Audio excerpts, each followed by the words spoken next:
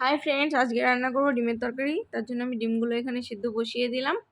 আর ডিম সিদ্ধ কমপ্লিট। এদিকে আমি বাটা মশলা রেডি করে নিলাম। টমেটো কুচি, পেঁয়াজ রসুন আদা বাটা, আলু কেটে নিয়েছি। তেল গরম হয়ে গেছে, এবার ডিমটা ছেড়ে দিলাম। ডিমগুলো ভেজে নেব। ডিমগুলো ভাজা হয়ে গেলে ওই তেলেই আমি জিরে আর তেজপাতা ফোড়নে দিয়ে দেব। ফোড়নে দিয়ে দিলে পেঁয়াজ কুচিগুলো এবার দিয়ে দেবো। পেঁয়াজ কুচি দিয়ে একটু নাড়াচাড়া করে এই কেটে রাখা আলুগুলো দিয়ে দেবো। এবার আলুগুলো দিয়ে একটু নাড়াচাড়া করে নেব। নাড়াচাড়া করে বাটা মশলা মানে পেঁয়াজ রসুন আদা আর একটুখানি জিরে বাটা মিক্সিতে করে রেখেছি সেটা দিয়ে দেব।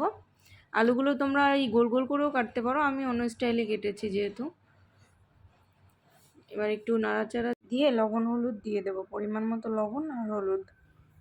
এবার টমেটো কুচি করে রেখেছিলাম ওইটাও দিয়ে দেবো। দিয়ে একটু নাড়াচাড়া করে নেব। নাড়াচাড়া করে একটু মশলাটা কষতে দেব। তোমাদের যদি ভালো লাগে তাহলে লাইক করো। সাইডে গরম জল করে রেখেছিলাম, গরম জল দিয়ে রান্নাটা করব যেহেতু অল্প একটু ঝোল করব। এবার আমি ঢাকা দিয়ে দেব 5 মিনিটের জন্য।